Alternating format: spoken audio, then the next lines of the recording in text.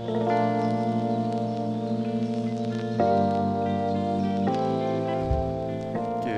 morning, afternoon, and evening, everyone, and welcome to Talking Providence episode. Where are we at? What episode is this? 6? 6? Seven. 7? Damn. Yeah, Episode 7. And as always, joined by myself, AJ Springer, and my co-host Noah Vieira out in Bermuda. And I think we have a pretty good one planned for you here today. If you caught the end of last one, we're going to be talking about cooking, some chefing with the former resident chef of the frat house. So, guy obviously knows his way around a kitchen. I'll throw some an asterisk beside that because kitchen has always been sort of a loose term in some of these households. But he makes a mean chicken parm. Some chili in there too. What else was a favorite? Yeah, I do remember the chili. Curry. Curry always worked out well. Yeah. Katsus, stir fries. The guy. Dumplings. Knows, Dumplings worked out well. Dumplings did work out well. But our boy is cooking. He's cooking healthy meals now too. So, some good insights to be had here. So, yeah, I think we'll dive into that, right? Like, so this is really kind of, I don't want to say part 2, but like the second kind of iteration of our pillar on health, where we're discussing now the intake side of the calories you're putting in rather than working out to benefit yourself on the kind of production and output. So a lot of time there's this idea of when you want to lose weight, I need to hit the gym. I need to just start doing stuff. I'll go for a run. And like that's really, in my experience, the least effective for like actual results. It's all to do with the diet. So that's kind of why we're going to talk about this today. But we're gonna dive at it from the same way we do all of our kind of discussions. Is not this is the only way to do it, but let's lay a foundation of something to put in our lives that we can then keep for an extended period of time, not just something that we start and we lose X amount of weight, right? Like if you want to lose 30 pounds, it's relatively easy just to have, 500 calories a day for, a couple weeks, and then boom, you've dropped 30 pounds. But ideally, we want to create everything in these pillars as lifestyles and something that's going to stick with us for, hopefully the rest of our lives, but, we'll see. But we got to build from the ground up. We have to build the pillars strong. If not, it's not going to work. So one thing we got to figure out is kind of what your goal is with food. And the reason why you eat. That was like the biggest thing I had to think about is why and when am I consuming calories? Because a lot of the intake was happening kind of in the evening, watching TV, and you sit there and snack. Like, watching a movie, you have popcorn, but, if you do that every night, it really just starts adding up, right? So, that's kind of one thing we have to look at is kind of what our goal is for food and what we want to accomplish. Like, is it cutting? Is it building? That's an important part. But then also it's why are we doing things? And we have to assess the root cause and not the I need to eat 1,500 calories a day. Like, we have to figure out, well, why are we having to figure out this stuff? Why are we eating? Why are we doing anything? And that's the important part to figure out how to transition to this better form of eating, which is something I think, you, AJ, have always, or not always, but as long as I've known you, you've had a pretty good like structure of like when meals are, and not having like a very sporadic thing. That's one thing I've always noticed. You liked your tacos, but like it was always having like a dinner time, breakfast. Whereas I was definitely more sporadic, and eating late at night's never really that good. Yeah, well, it's funny because food is one of those things where like it's there. It's right there. It's part of that health pillar, but most people can understand like say the fitness and the training part of the pillar. They're like, okay, like I need to understand how to train and that makes sense and build up a program, whatever, and that's all good.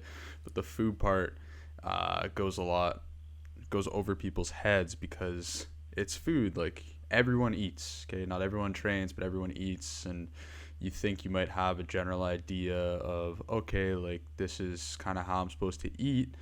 And like I know growing up, because we had sort of that 3 meal a day structure, but also it was like, and you get to bring snacks to school, so you eat breakfast and you eat in the morning and you eat at lunch and you have another snack in the afternoon, and there's always dessert and all this crap. So you almost, if you grew up more like that, you have to unlearn a lot of these really bad habits that you have and almost reframe your entire understanding of what it means to eat, which doesn't actually, it sounds really sort of like wishy-washy and intense, but the truth of the matter is it's just something you think about once and then you go, okay, well, you know, like you're saying, I'm eating for this goal, this is sort of how this works, there needs to be a structure here so I can, make my way Yeah. towards those goals, and then it becomes sort of second nature. But there's tons of people who just never take that moment to think about that in life, and you can watch them right now. Like people they eat in their cars, they're driving somewhere and they have to eat at the same time, they're walking around the street and they're eating. I saw a dude eating on the TTC. Like it's disgusting, no offense, but yeah, just some thoughts. Yeah. Yeah, no, for sure. And like that's a big thing, is like knowing when and why, and kind of how we're eating is a big part of this transition to creating a strong pillar with food. And like I've always kind of known how food works and how food works, but you know what I mean? Like how to cook good food, from very, very young age. Like that was one of those things that I was very passionate about, and almost became a chef. And it's just something, a skill of mine that I've always built, is how to cook. But transitioning to a better form of input doesn't mean you have to like only eat healthy and you can't have any taste. So like that was a really big important part of it. But I also had to diagnose the reason why I was eating, because no matter how healthy the food is, if you're not figuring out why you're eating more than you should, then that becomes a really big hurdle, in my opinion, to overcome. If you're not picking a diet that will work with you, like if you decided to do a diet that was like, let's say, intermittent fasting. I use that one because that's something I'm using right now, and it seems to work pretty well for me. But realistically, if you are somebody who just doesn't have the schedule to do that because of something, I'll tell you right now, the kids you have, you know what I mean? I used to train like first thing in the morning at 6 a.m. and I still occasionally, I mean, like when I was in the gym like a couple weeks ago, like I was training early again, and I've done intermittent fasting with that before, and afterwards the entire morning I've been completely unable to focus or do any work. So guess what? I had to stop. Yeah. And it's like, is that good or bad? It's a neutral event. We don't know. It's, you know what I mean? Like, Doesn't mean anything. I heard this story of like the Chinese farmer or something, where basically it's like, um, this guy has his horse, breaks away and runs off and it's gone. And everybody, all the people in the village come in, they say, "Oh, that's terrible. We're sorry." And he's like, "Well, maybe." And then the next day, all these wild horses come, and then now he has like 10 horses, and everybody's like, "Oh, wow. That's phenomenal. That's great. You're looking like, your luck has changed." And he says, "Well, maybe." And then, you know what I mean? So like then the next day his kid's on one of the horses and gets bucked off, breaks his leg, and they're like, "Oh, that's terrible." He's like, "Well, maybe." And the next day, the conscription officer comes around, passes over his kid because he has a broken leg, so it's like, well, maybe. It's like we have to consider everything in that situation of like, it's not good or bad. It's just like, we don't know. It's something we're going to figure out, and you'll see in the future if it's going to be like a useful part of your life, or if it's going to be, something that, necessarily wasn't good. But picking a diet that works with your schedule is really important, because if not, you're not going to be able to continue. Picking foods that you like are important. I heard this one guy from the Magic Act, Penn and Teller. His one was just eat one food and only that food, and it was just like he had potatoes that he would just boil, no salt, no pepper, no nothing, and just only eat potatoes at like a certain calorie amount, and then he just lost like loads of weight. He's now kind of heavy again because that's not sustainable. Like, you're not only going to eat potatoes for the rest of your life. Like, no matter how much you think you like the idea of getting into a rhythm, once you have the opportunity to say, "Oh, I've met my goal, well, now I can start eating normally." Well, the fact that you have to say normally means then that wasn't kind of something that's going to work, right? Agreed. If you go onto something, it's like anything we talk about. Same thing, right? Except for whatever reason, I don't know. Is it the media? Is it the education system? For whatever reason, we look at nutrition, we think of dieting and a culture of dieting, which is essentially just means we hop on a diet for 6 weeks at a time, and then we go back to eating whatever we want, which in every single case, people end up putting all the way back, and then usually they add on a little bit more because they beat down their body's ability to burn energy a little bit, and then they jack the calories back up, which is a huge mistake. It's almost like, I think we can frame it with the training aspect, because that's what it should be like, where if you told everyone, "Hey, like, do you want to get in amazing shape? Here's what you're going to do. You're going to train for 3 weeks and then take 3 months off." It's just a horrendous plan. And then at the same time, what you can do is, when you think about being on some, it's not, I do have some like hesitancy with mentioning this, because a more complex okay, a more complex restrictive diet is not better. Okay, we've just established that. Yeah. It's certain diets for certain people. It is what it is. It doesn't mean anything, and there's no medals to go around to you because you don't eat meat or vegetables or whatever the heck it is. Okay, or you only eat fat. Like, you know what I mean? Like, but it doesn't really matter. The whole idea is, if for some reason at some point you wanted to hop into something like that, you could think about that as like a specialized lift. Like, think of it as squatting 500 pounds. Okay, yep. Squatting 500 pounds is the equivalent of going on some super strict diet like that. The only way to squat 500 pounds is to squat 400 pounds. And before that, squat 300 pounds. And you build up that way. Yep. I could send you to the gym every single day, and you could try and squat 500. if that was the only thing you did, you would never squat it, and you would probably die Yep. on like day 2 or something. At some point, you would just Probably day one. I was gonna say, I gave you the benefit of the doubt that you could get around it, but that is the equivalent of what going on some super restrictive diet is that way. Yeah. Because if you're used to eating candy bars and drinking Coca-Cola, and all of a sudden I take away everything from you, you crash so hard that you may never want to diet again. Like, just like if I sent you to the gym and I was like, hey, you squat the 500 pounds. You're like, no, I broke my leg. And I was like, wasn't that awesome? You don't want to come back and try again? You say, hey, I don't want you to think it was from me. So there are steps along the way there. That was such an apt example. And it's going to tie in. I'm going to, like, basically, just to kind of give you guys a quick roadmap, I'm going to talk about very quickly kind of what I did and what worked for me, and like why I think it's something that can be used. And then we'll kind of move into like segment 2 of like principles of food and how to cook and how to like create dishes that are going to make it easier. And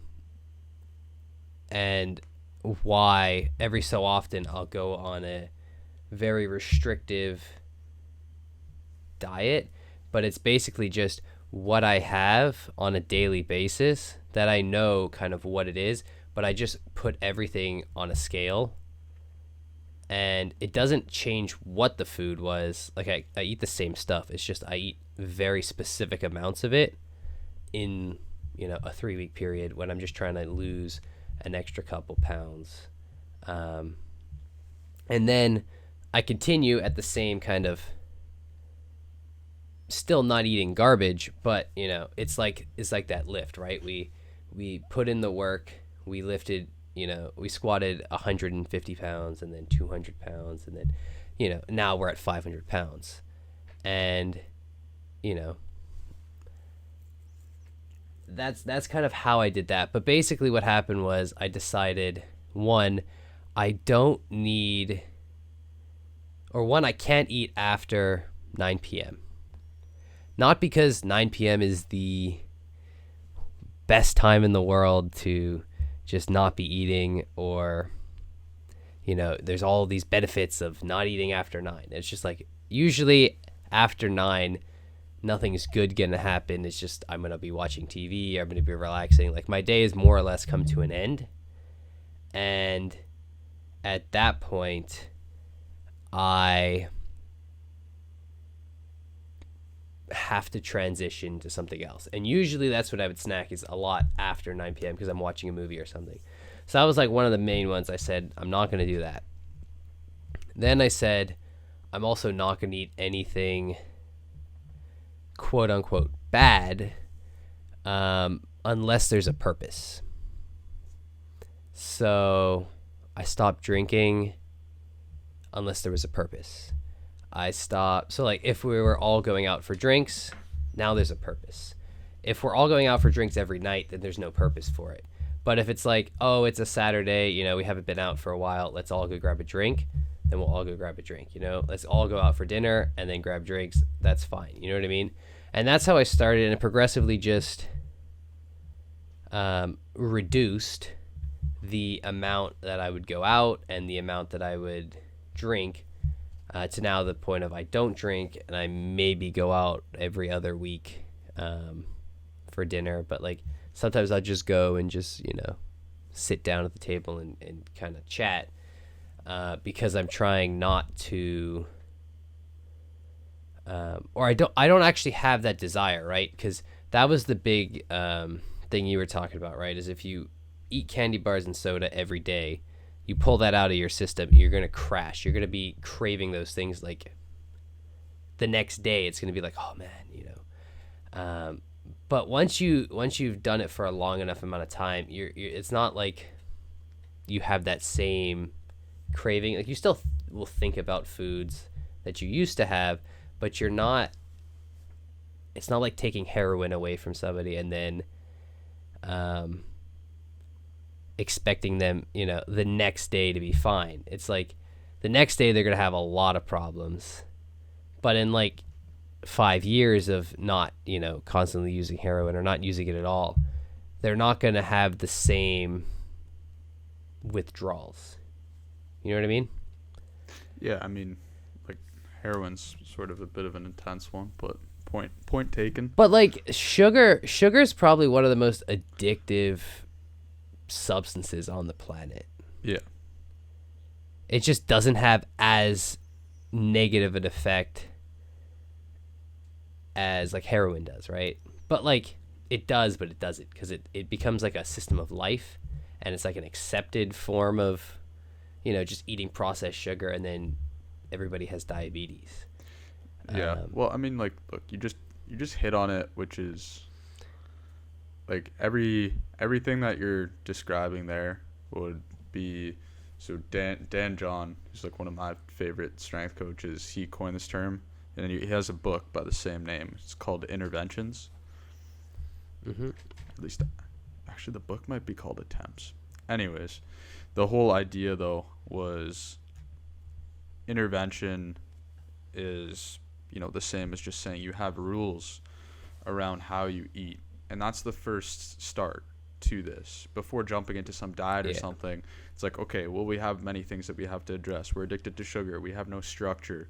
We don't know what to eat. We don't know how to eat. All this crap, and you start just making basic rules around what you know. Okay, so like you're saying, you start and you say, I'm gonna eat this time, and this time, or I'm gonna fast. I'm gonna eat like 2 meals a day and a snack. I'm not gonna eat after 9 p.m. I'm gonna drink 2 liters of water a day, and then like maybe that's it for a while. So you start that and you stick to it for a few weeks, and then once these things become more comfortable, you start adding more and more, and then you get to the point like where you are, right? Where you're saying like, like, okay, so you like if for example, like with where I'm sort of at with my nutrition right now, which like was sort of in limbo because of my injury, and I was a little bit frustrated. So I was like, you know what, let me just like relax and hang out and whatever, and then I'll get back to training. But if I tried to pull that where I went to like a dinner right now and I just decided, hey, you know what, like I'm not gonna eat at this dinner because it's not conducive to my goals, I would not be able to do that right now. And the reason is just I haven't, like, that's not built into the program right now. Like, I haven't built myself up to doing something like that, versus I could watch you do it and it would be effortless. And it's not an issue of discipline. It's not an issue of motivation. It's just a process. I mean, that's all it comes down to. So layering in these interventions is what you have to do. Yeah, and that's like something we talked about in definitely the episode about working out, but in everything, it's like if you set your goals too high, you're gonna get discouraged. Like my one literally started out with, I'm not going to eat after 9. Like there was no limit to when I would start. So if I got up at 6 a.m., I could have food. Whereas like now it's very specific to the point of like I do like 10 till 4:30 depending on the day. But like 5 is like the absolute cutoff, but it generally doesn't get to 5. Mainly because I'm heading to the gym at 5. But that's kind of, it's where it's transitioned, and it's not a matter of, well, now that's the best time. As I said at the beginning, it's really just find something that's going to work for you, right? If you're feeling hungry all the time, well, then that's not working for you. You know what I mean? Find something that does work for you. And also, like, the thing with, like, going out and, like, that was something I touched on in the social one. It's important to understand, like, you don't want to be a social pariah, right, with your food stuff. So, like, don't take anything too seriously where the point of, oh, yeah, I just never am going to go out to eat because that's the only way I'm going to lose weight. Like, no. You can eat out. You can take a day where it's like if you're dropping, 2 pounds a week, you can gain a pound or 2 in one night by just having one of those nights. That's okay, right? Because it's a long-term goal. It's not day by day. I need to be killing it every single day. It's I need to be killing it more days than I'm not. Yep. That's an important thing with nutrition. That's the important way to get better with anything. And that's what we try and talk about is what we look for when we're trying to do things. And we bounce ideas off of each other. Well, yeah, what I was going to say with that too is, okay, so when you, going back to just this whole idea, and we're kind of going to get into a little bit of principles indirectly just because this is where all conversations go, my friend. All conversations are the same. They lead to the same place. But if you jump right into the diet and then you add in these layers of like going out and traveling and all these things, you become very anxious because you never took the time to understand what the hell you should be doing in the first place. So ultimately you will fail. You will fail to the level of your understanding of the systems every single time. If you just follow, and look, like there are time and places, right? But if you just follow programs blindly or a diet blindly, then when it comes time to make a decision, you will fail. So the easiest interventions to start with, it's like almost like you want to just define a base case diet scenario for yourself. You don't want your default to be tracking calories. Tracking calories is a great tool to get you from point A to point B, but ultimately you want to be at a level where you have a comfortable, realistic day and you know what that looks like. So my interventions that I make when I'm off track or I need to be sort of in a cruise control mode where I understand, okay, like this is roughly what my diet is going to look like. It starts with 3 meals a day. So it's breakfast, lunch, and dinner.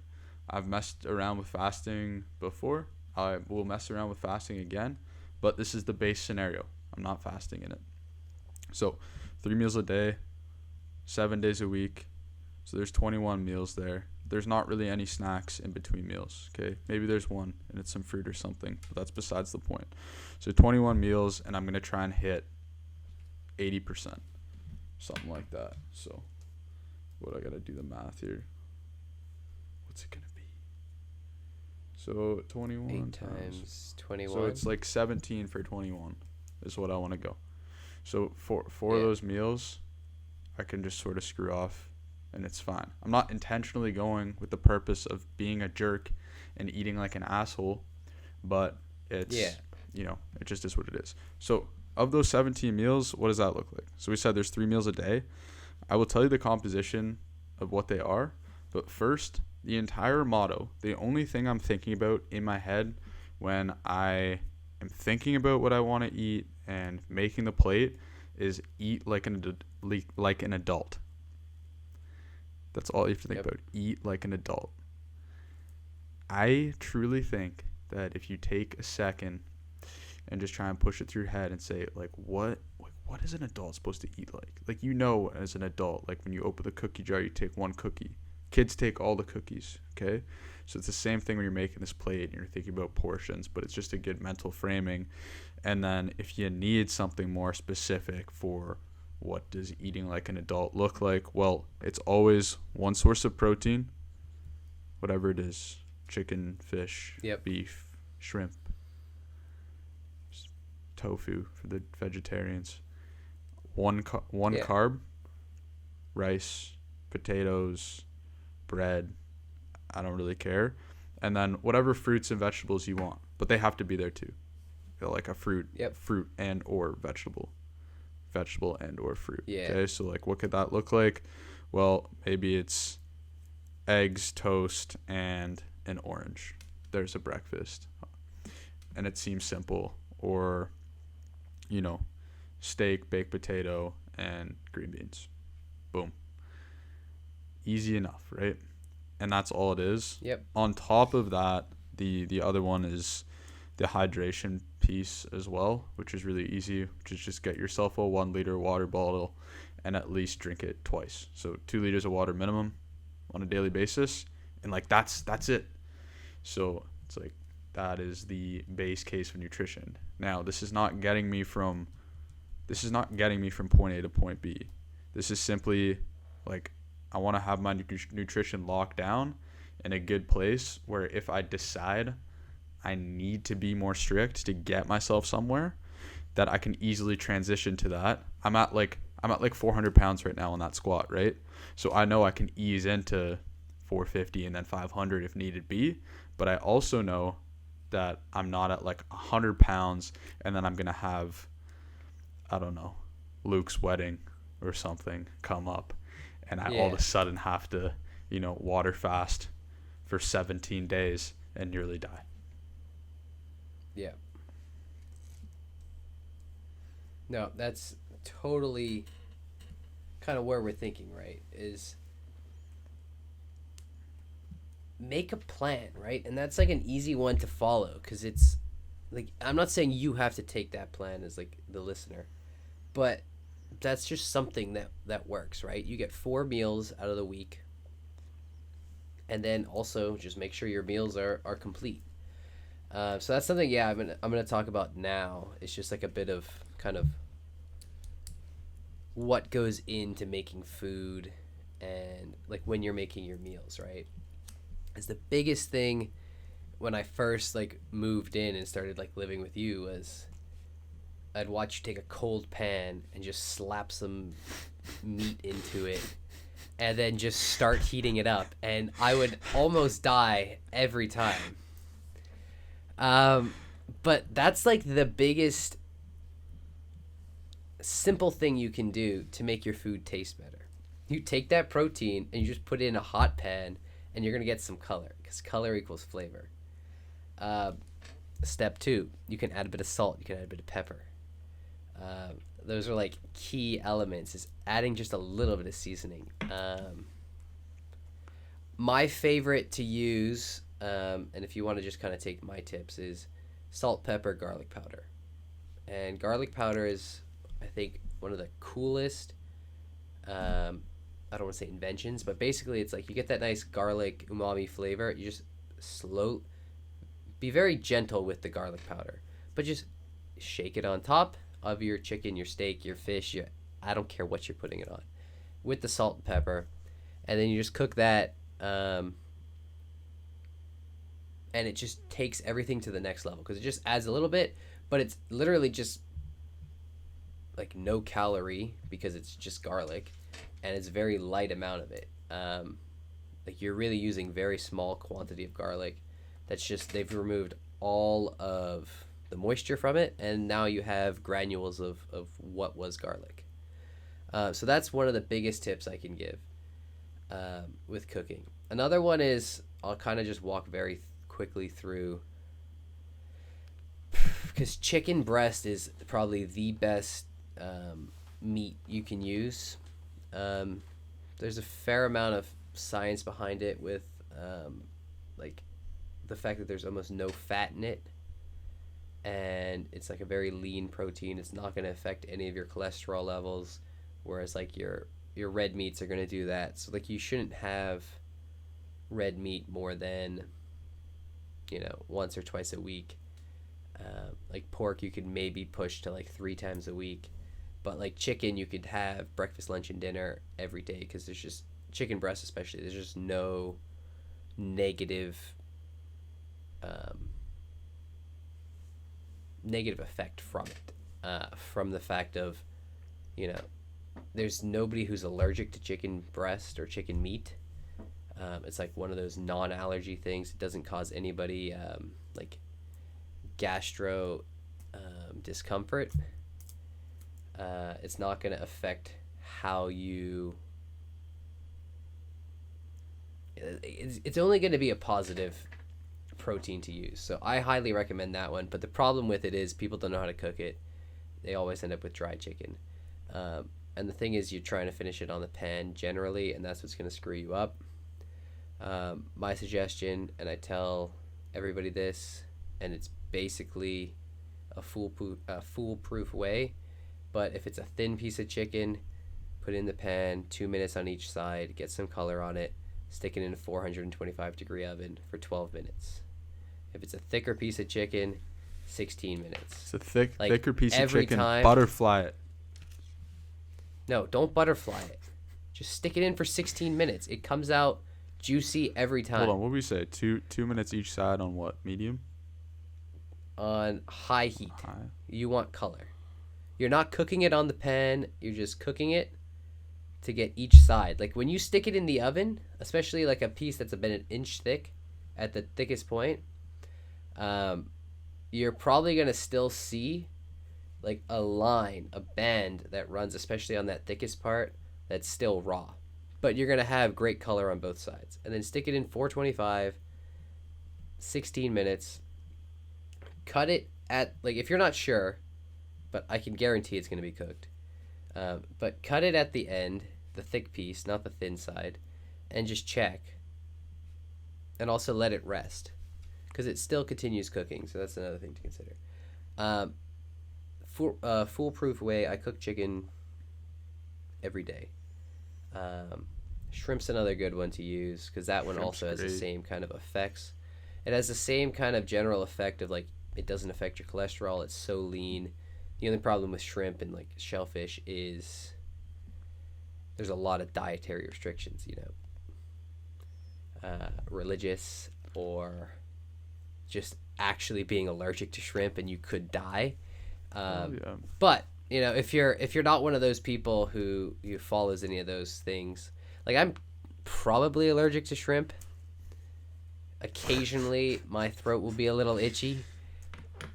But I just fight through it and hope for the best. There we go. But that's like a really big one. So that's your protein kind of element. Another thing I really like to talk about is fruit and when you should be having fruit. Fruit's a morning thing, in my humble opinion. You don't have to take this as fact or the word of God, but just there's so much sugar in fruit that your body needs to be doing something to be breaking that down. And I don't think it's advantageous to put that much sugar in your body like right before bed.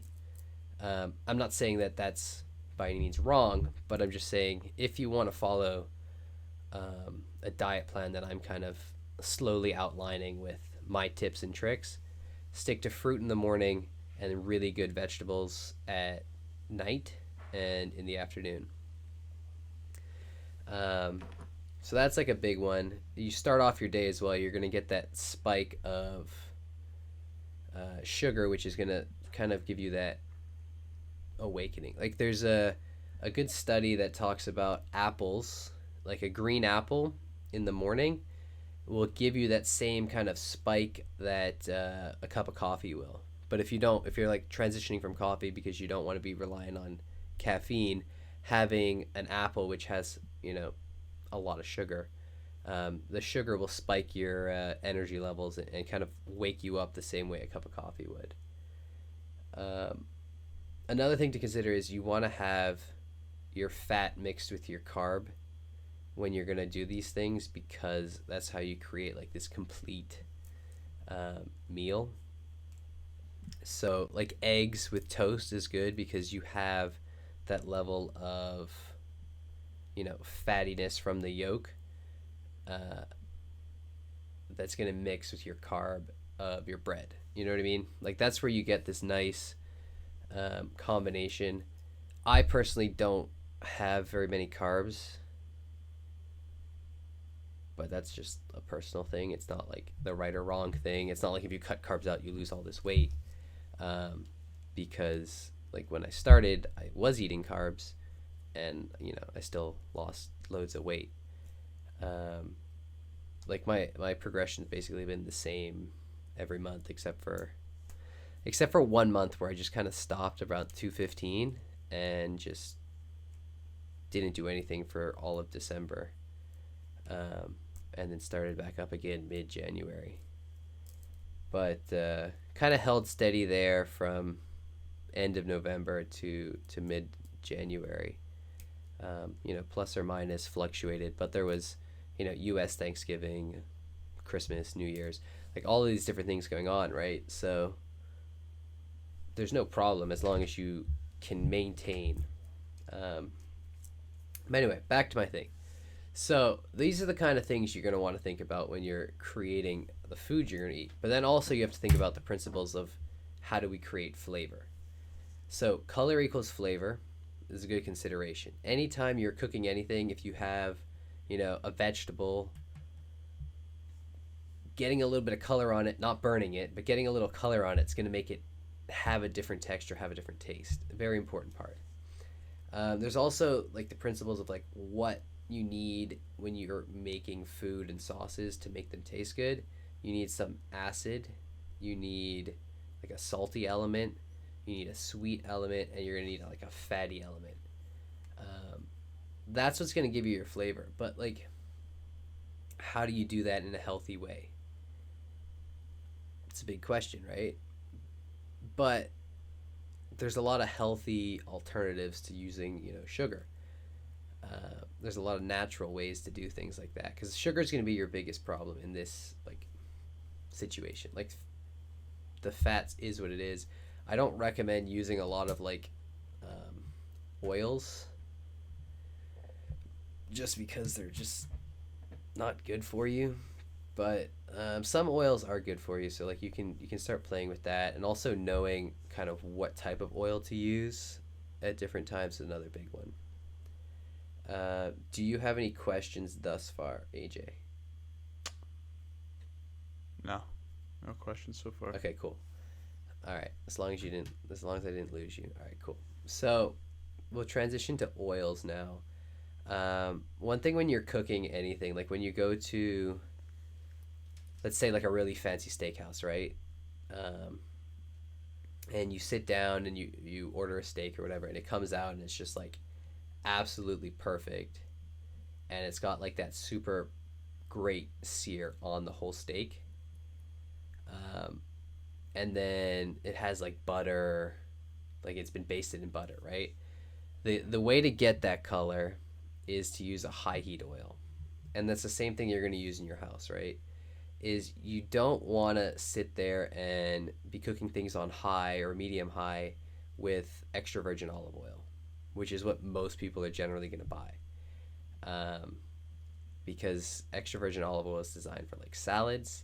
The way it's processed, it's not designed to take on high heat, and basically it just smokes out, cooks off anything that's good, and you're just left with this like low quality oil that's just left there.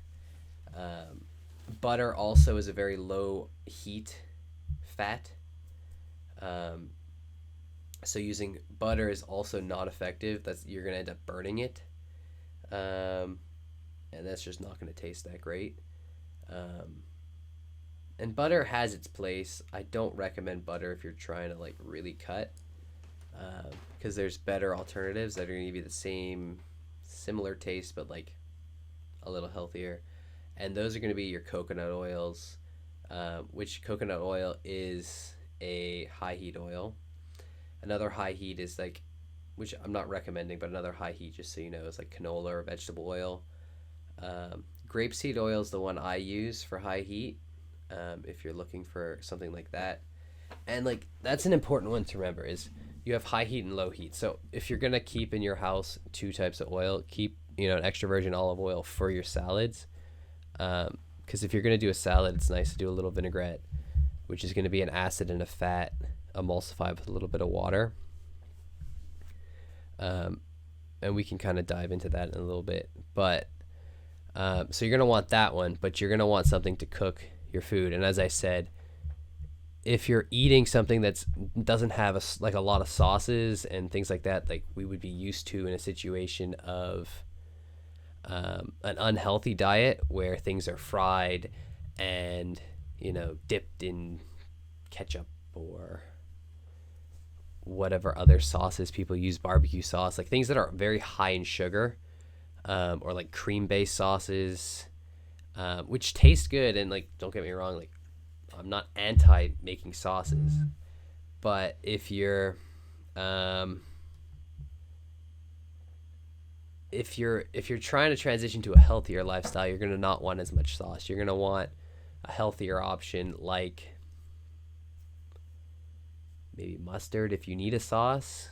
That's a pretty low 0 calories, low man. budget 5 one. calories. Yeah. Something like that. Hot sauce. It's like all 0 to day. 5. Hot sauce, I use like chicken. I keep it in the fridge, and then if I need a snack, I'll have like a piece of chicken breast, and I'll just drop Frank's hot Damn, man. or You Frank's red eating hot on it. chicken breast as a snack? I thought I was the quacky fitness dude, but you got me beat there. Yeah. Anyway, back to my thing. So like those are your sauces that you're gonna want to transition to, but if you're just boiling chicken breast, it's not gonna be good. Like the chicken will taste great on its own with just salt, pepper, and a little bit of garlic powder if you put a proper sear on it. So that's like an important one to consider. And you get a little bit more into the habit of like cooking better food when you start using proper technique, right? You start using high heat oil, high temperature for searing, and then you finish it in the oven. I got a question about that. Yeah. So when you're taking something from stovetop to oven, does that mean we're using like a cast iron skillet, or what are we using as our tool? Yeah, that's actually a great question. So what I generally like to use is, I don't like cast iron just because it's so annoying to have to clean. So I have a pan, and you can use any pan.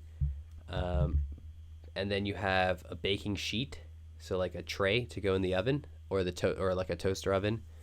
And what I like to do is I like to put a wire rack on the baking tray itself, so it actually raises your whatever you're cooking, your chicken, your steak, and the bottom of the pan there's like a gap for air to flow as well as anything to drip off, and essentially you don't get this, like if you ever cooked a steak and then stuck it on a pan and stuck it in the oven, it gets it traps moisture underneath it, and then it loses that like strong sear. Same thing with chicken. And you almost get like a boiled kind of feel to half of it and the other half is not. So I like to do that. We can actually I'll do a tweet on this one for sure, on like a pan to get if you want, just for like general use and how it works. Or I can throw a picture up right here. Yeah, just to clarify, so it's in like whatever pan's on the stovetop, and then you're transferring it to the wire rack on the like baking tray, or okay, yeah, perfect. That's for my so that's gonna be your best case scenario, is to transition it to that and just stick it in the oven. You can wash your pan, get everything ready, and then you just pull your baking tray out in 12 to 16 minutes, and you're good to go. And the reason why we do that is because it's an important thing to consider, and like I've had people ask me this question, and I guess it's worth discussing, is the reason why you put it in the oven is because it's only now going to get up to 425 degrees, and like air is a decent conductor of heat, so it's a slower and more controlled kind of heating of your protein. Whereas on the stove, it's, 700, 800, 1,000 degrees. Like, I don't know how hot your flame is or your element is, but it's really, really hot. And it's just trying to pass that heat through the meat. And by the time it gets to the center, the outside is substantially overcooked. The best conductor of heat is water. So using like a sous vide method, like a water bath or boiling, is going to give you your best result. But I'm not recommending anybody do that because it's just less effective, and it's really an expensive Everyone use. go get what you need to sous vide some chicken, some beef. Yeah, I mean, if you want to do it that way, like you can do all of your meal prep in a sous vide and then just pull it out and sear it real quick on each side for a minute on a very, very high heat, and you'll get a perfect chicken every time. Chicken, ideally, you want it about 160 degrees, 165 degrees. And a sous vide will get you there perfectly, and it'll never be overcooked. A steak is like 125 to 145, depending on where you like it. So it's like 135, 130 is kind of a good medium rare. But when you cook it in water, it's only going to get to the temperature of the water, and the water will be set at whatever temperature. So 135 degrees. It will only go up to that temperature and the outside will get to that temperature, and the inside will get to that temperature. But the outside can't get to 145 degrees. You know what I mean? It's limited to the temperature that's being conducted through it. So I do recommend a sous vide if you're looking to get into cooking, and it does make everything a whole lot easier. You just set the temperature and drop these bags into water and then pull them out when your timer goes off. It's almost like slow cooking where you don't have to think about it. But it's an added cost, right? Like everybody who lives in a home who has access to a computer will generally have a pot and a pan and a stove. This isn't the chef specialist podcast. And yeah. if you really wanted to sous vide things, then there are other places to go. Yeah. Oh man, my whole camera just went blurry. Uh-oh. Let me check it. Anyway, doesn't matter. It'll come back. That's really annoying. All right, well, we're off topic. But anyway, but yeah, so key meals I like to do. Chicken, broccoli, always good. Chicken, I like using squash for everything as like the quote unquote carbohydrate. Kinda, exactly, right? Like it's chicken, broccoli, and like butternut squash. It's like a really good, because it has that same texture now. Like if you had like a potato, or if you mash it, like if you had a mashed potato, it's like you get that same kind of feel, but it is a little healthier. Yeah, you can sneak that in, and you can also you can go like 50-50. So let's say you're having a full serving of potatoes before. Now you can go like 50-50 potatoes. People have done like potatoes to like zucchini or something like that, where it's not the exact same, but it's not quite different enough where like you get to eat a lot more volume for the same amount of calories, and you're generally going to be happy. But give us the rundown. What's with these vegetables, man? What the heck am I supposed to do with my vegetables to make them taste okay? Do I just do nothing? How do I cook them? Yeah, so my recommendation is, if you want like the healthiest form with the least amount of taste, you steam them. And they'll just taste just like the vegetable. Another thing you can do is, and my recommendation is always to roast, especially like vegetables that are like your squashes and things. You're just going to basically take them. The best way to do it, where you don't overuse oil, is you put them in a bowl. You sprinkle on a fixed amount of salt, a fixed amount of pepper. Some garlic powder is generally used. And you just splash a little bit of olive oil, and then you mix them in the bowl, pour them onto a baking sheet. Ideally, a baking sheet with a wire rack on it, so you then again have that elevated surface. It's not creating any opportunity for moisture to be trapped and then to boil it. It's only going to roast it.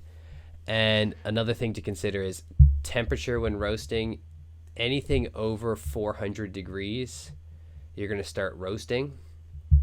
Anything below that, you're just baking it, which is not bad, but you're not going to get that. You get some color.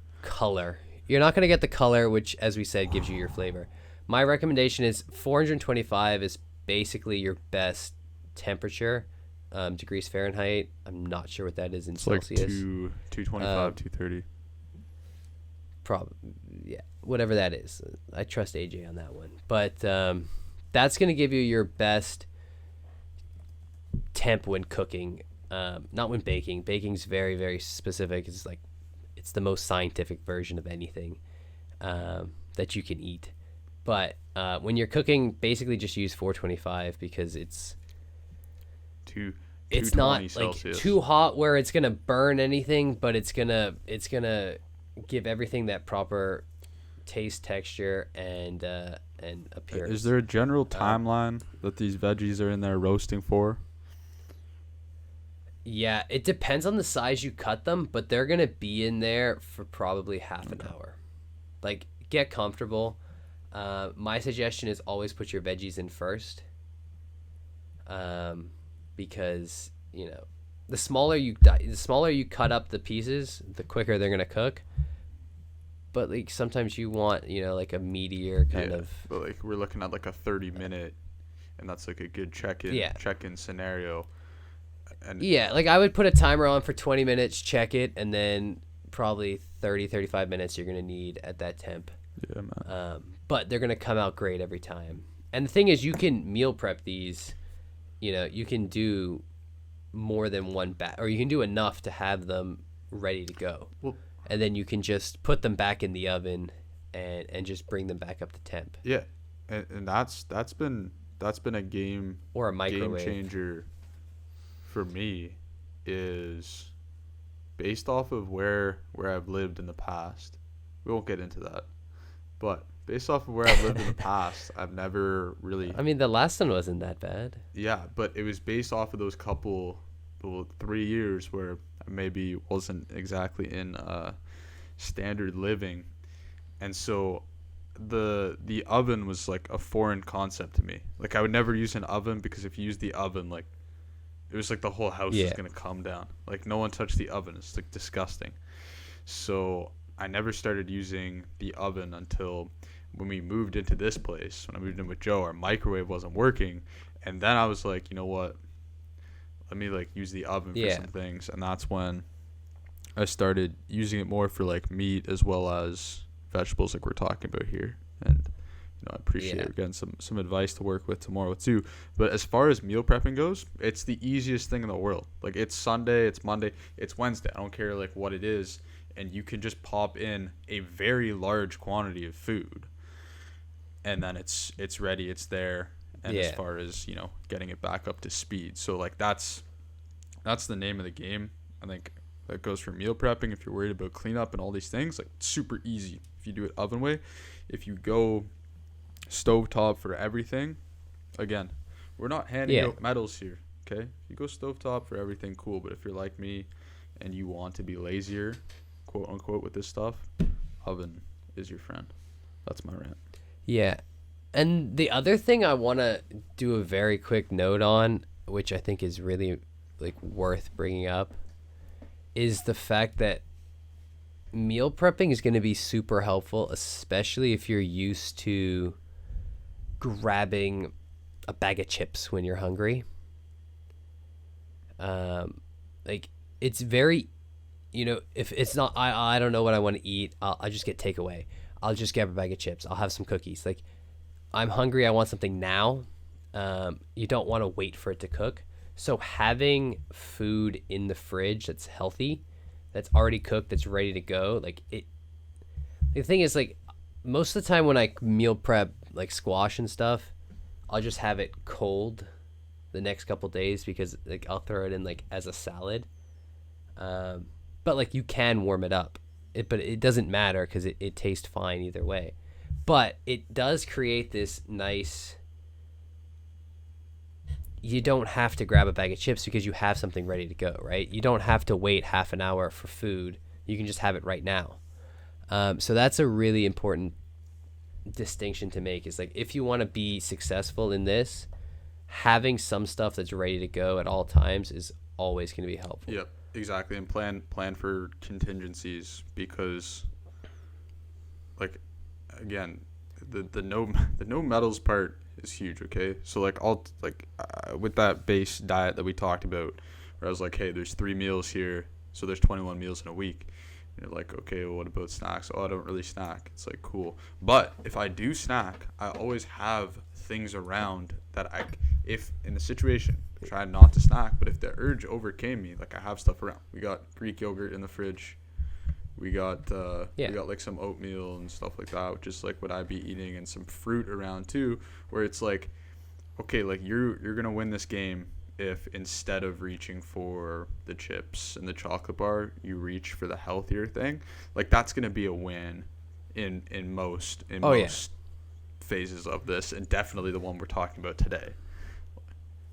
If you are so lucky to ever go down the line where you are very tight with your nutrition, then like even reaching for an apple could be like a loss, but that's not gonna be for like 99% of people.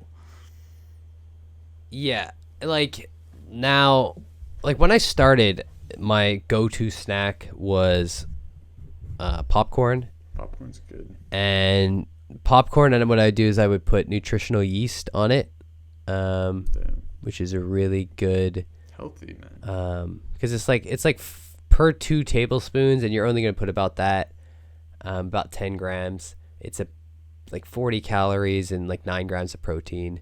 And then your popcorn's going to be around like 100, 200 calories, depending on how much popcorn you make. So like that was like a snack I would do, and nuts, unsalted, just because I'm not a big fan of really salty things, or I was trying to get away from it. But like ideally, if you're used to having a lot of salty chips, salted nuts, and then unsalted nuts is like a good stepping stone away from them. And nuts are always ready to go, and they're crunchy. But keep in mind, like nuts are, high calorie. So now it's like if I do, it's going to be like a literal handful of nuts. I'm not at the point where I'm weighing my nut intake, but yeah. And like popcorn I cut out because it wasn't meeting the requirements anymore. But at one point that was like the go-to, right? Because it's all about making those incremental steps. It's going from 200 to 250 pounds for that squat. You don't want to just go from 200 to 500 because you're stronger than you were, but you're still gonna break your leg. Like go, you're still gonna possibly die. Do it. If you're concerned with this metaphor, go do it. See what happens. Yeah. Just go try and squat 300. Go try and squat 225 pounds. Just go put 2 45-pound plates or 2 20-kilo plates on the bar and try and squat that, and I guarantee. Is this why you sent me the disclaimer on registering like a legal entity for the podcast? Because I was going to go tell someone to squat 500 pounds without training for it and see what happens to them? No. I don't think anybody's going to be stupid enough to. We actually are very clear that we don't actually know what we're talking about. Yep. From a like real standpoint. We're just people who had something, did something, tried stuff. This is what works. This is what we're doing now. It's the everyday podcast for the everyday man. Exactly, right? Don't take this as like this is the game plan. This is not the game plan. This is a game plan, and these are some analogies that could or could not be useful. That story of that farmer is really important. Is that good advice? Well, maybe. Who cares? I went and tried to squat 500 pounds when I've never squatted anything in my life. Well, that was bad. Well, maybe. Maybe you learned something. Hopefully you learned something. Probably it's going to be bad. Hopefully you learn that you need a big heaping of the basics and the foundations in everything. Yeah. Yeah, and that's like an important part. Like we've been like everything is it links in our discussion on these pillars. That's like the biggest thing we've been trying to like discuss. This pillar is almost a two-parter because there's very strong elements of like we could just talk about fitness, which we did, and we could just talk about health and like how you eat, but overall like they're all in this health, right? You can't just have a great diet and expect to get great results.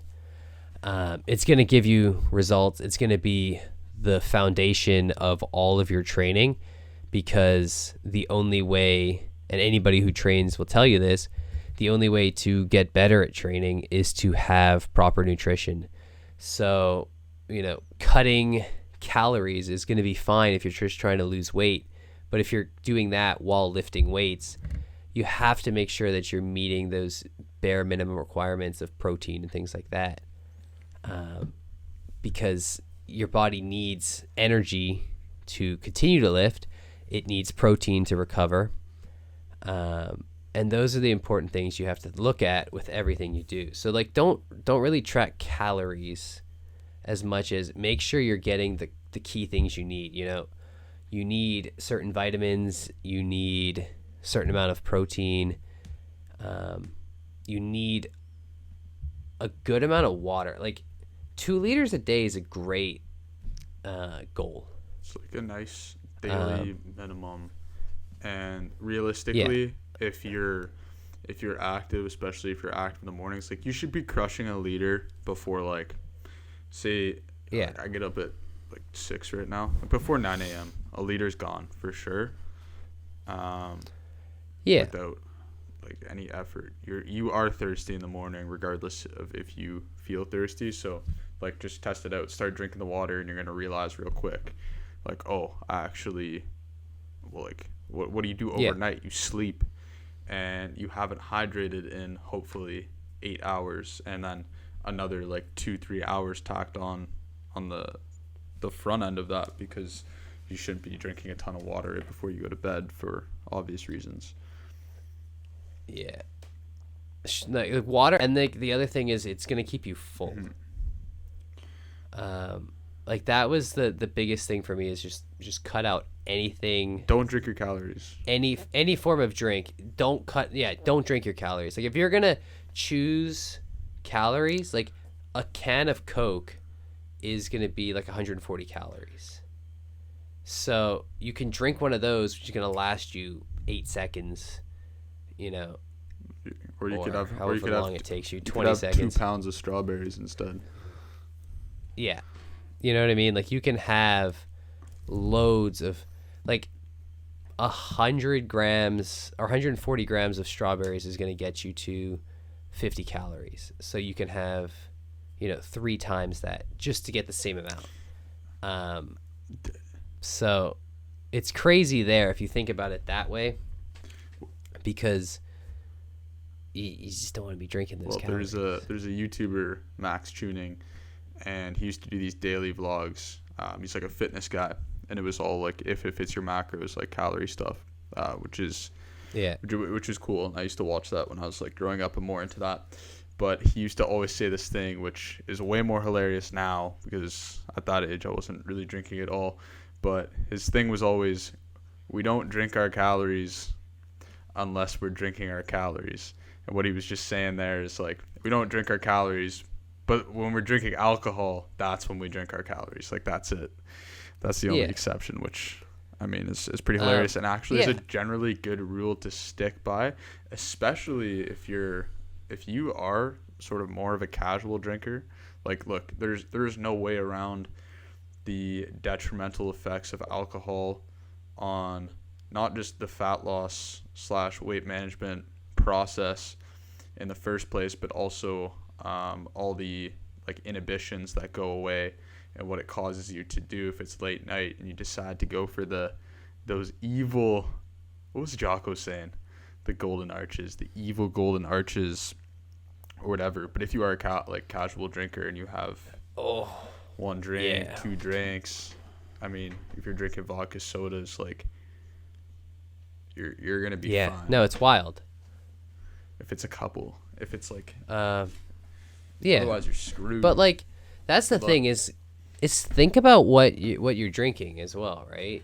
It went blurry again. But anyway, maybe you're just blurry, man. It out. No. It's really blurry. It's not from drinking. But anyway, when you're drinking, think about that. Like a beer is going to be really high calorie. What's the average beer is 150 calories. 150 calories. You can get a lighter beer that's going to be 100 calories. Under 100, but it's if you and then the other thing is think about shots. Like a shot's like 110 calories of basically any kind of alcohol.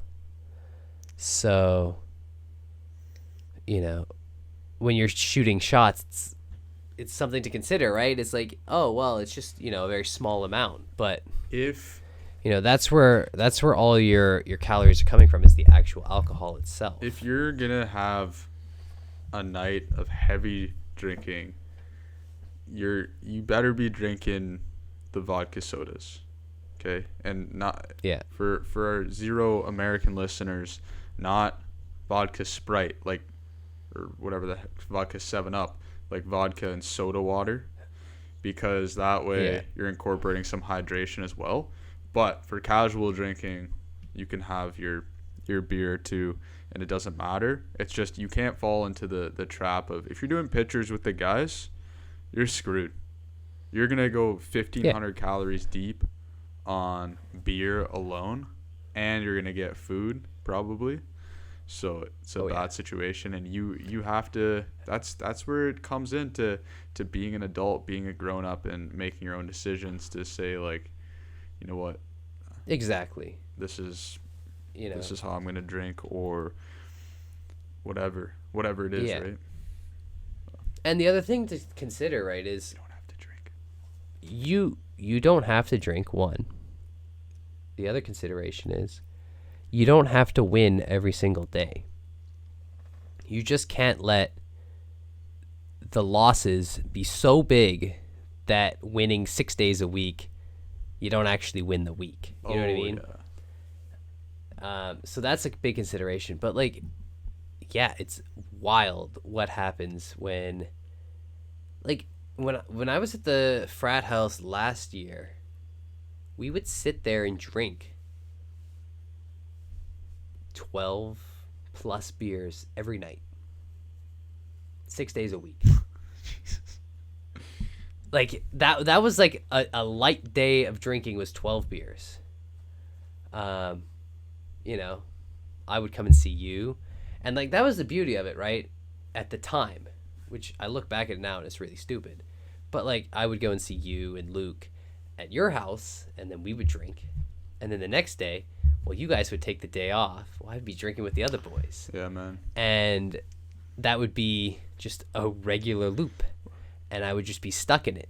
And sometimes I'd finish early with you guys and just go back and we just go crazy with these guys. You know what? And I'll go ahead. Yeah, but like if you look at that, that's 150 calories times 12 minimum. You're sitting at 1,800 calories. You're sitting at your entire basal metabolic rate there, man, in one go. Like that's just the drinks. That's not eating anything during the day. That's not eating anything afterwards. That's just sitting there and drinking that. And those boys, maybe they should have laid off the booze a little bit now, because I saw those pictures from their grad trip, and they weren't looking as swole as they should be. They're all looking. I only noticed one person, and that was Josh. And the most absurd thing is he looks the exact same. I don't know how Josh metabolizes things like this. It's wild. It's his brain, man. His brain's always going. He's got a very high IQ. You know that, You know that they say that you can burn like 8,000 calories playing a competitive game of chess? I don't know if that's true. That's what they say. I think that sounds like some BS to me. But like there might be something there. Like he's just thinking at such a high level that it's just he requires extra calories just to exist. Your brain relies on glucose. So I mean, I don't know how that actually plays out with like levels of concentration and mental effort. Yeah. But I'm gonna say that more so on the physical side. But there are these crazy stats which we can get into at another time. But with non-exercise activity thermogenesis, we're essentially very fidgety people who are always moving around. They're moving their hands around. They're fidgeting with their feet. They can burn tons of calories without even like thinking about it. Yeah. Just non-discretionary, which is awesome. But look, we're running. We're running long this here one on a Thursday. I went for a run today. It's 1 hour and 15 minutes coming up. Boom. we'll All right. Well, you want to do a quick recap, and then yeah, I mean, we'll see what happens. yeah. So that was sort of the food and nutrition coverage in the first half. There, we covered just some basic ideas, principles, and the do's and don'ts of approaching something like this, treating it as if it's any other pillar that we've talked about, where you're identifying these foundational principles that you can apply and get better at. What are the experts the best at? Well, they're the best at the basics. They've done them repeatedly for years, and some of those that we identified here today were just the frequency of meals, having a real structure that you actually eat around, and then just setting up some interventions. So one of them was drinking your water, getting in 2 liters a day. Another one was eating protein with every meal, incorporating more fruits and vegetables with each of those meals. Yeah. And having an eye for quantity, whatever that might mean. That might physically be weighing your food at some point, but more so at the beginning, it's just recognizing, okay, like I want to eat like an adult, and what would that look like? And you know what it looks like. We jumped in a little bit further there with our nice little analogy on like strength training versus nutrition, and how ultimately like you can jump into a diet if that's a program, but if you jump into the 500-pound squat equivalent of a diet, you're going down and you might just never come back up. And then building off of that, when you start fitting some of these things together, you understand the basics, what you should be eating, and you're dealing with some of the issues that come up. We are not trying to be perfect. We're trying to win weeks, really. So what does that look like? It's probably 80+% of good meals. We have a little bit of room around maybe some not so good meals. We're not taking full days off. You can't do that. We're getting into the routine of things. And then just around drinking as well. If you're drinking a lot, you better make, first of all, you got to clean up your act to some extent if you have big goals, but also making better decisions around those times when you are drinking more, knowing that going for 150 calorie beers is not the way to do it. Yeah. So that was the principles, foundations, tips, tools, and tactics section, and then we jumped into some prep 101, and we're searing things. We're searing things in the pan at high temperatures with, high melting point, high smoke point. Don't melt things, guys. Yeah. No one melts something today. High smoke point oils, which is not your extra virgin olive oil, which is meant for more so for salads and medium heat, but different vegetable oils will work. Noah's using grapeseed oil. I don't know, man. Sounds a little bougie to me. Nah. Grape seeds. That's like actually the best one. Noah taught us how to cook the world's best chicken breast, which is a 2-minute sear on each side. That's high heat in the pan. Transfer it to the baking sheet with the wire rack. 12 to 16 minutes in the oven at 425. Our 3 spices / seasonings to make essentially anything taste better, where salt, pepper, garlic powder can't really go wrong there, and that's probably a good base to sort of develop your palate off of. And keeping in mind as well within the cooking process that color is contributing to our flavor profile. So if things aren't getting color, we're not getting flavor. If we're not getting flavor, no one wants to come over for dinner. If no one wants to come over for dinner, then we are failing in our social pillar, and we have big problems. Everything here is interconnected, and then we just ended off with some good old veggie prep. Same thing. Let's go salt, pepper, garlic. Put the veggies in a bowl with a tablespoon of oil. Start there and mix it around. But if you're drizzling, you're losing. You don't know how much is going out there, and you have to be careful with how much oil you're using, because those fat calories add up quickly. And then throw that in the oven 20 minutes, check on it. 30 minutes is usually pretty good. Same thing, baking sheet, wire rack. What kind of oil are we using on those vegetables? So that's still that high smoke point, or can we? Yeah.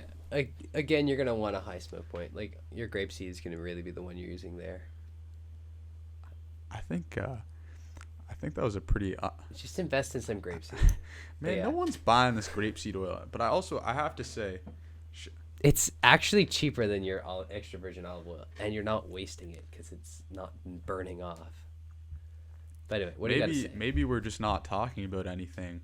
However, those summaries are becoming a lot easier. I think. I don't know. Yeah, that was a pretty good summary. I'm surprised. You made me think of something. I'm feeling some skill acquisition. We're only on number 7. I'm feeling better. 2 more of this season, I think. Yeah. What is it? What's just 2 more? The last 2. What do we have to cover next week? Adventure. Ooh. You get to talk about that, so that should be a fun one. Adventure. Yeah, I'll have to bounce off of you as well, and I'm gonna bring in. We can. I'm gonna bring in some anecdotes. My buddy Jack was staying with us, and he just did a solo trip down to. He's in Peru. Is hopping around a couple different places, so I can talk from the outside perspective about that a little bit and what that meant to him. And then we'll catch everyone next week in that one. Thursday, 10 p.m. Bermuda time for the filming. Yep. And then we'll see our last episode of this season, and then we'll start doing some cool stuff.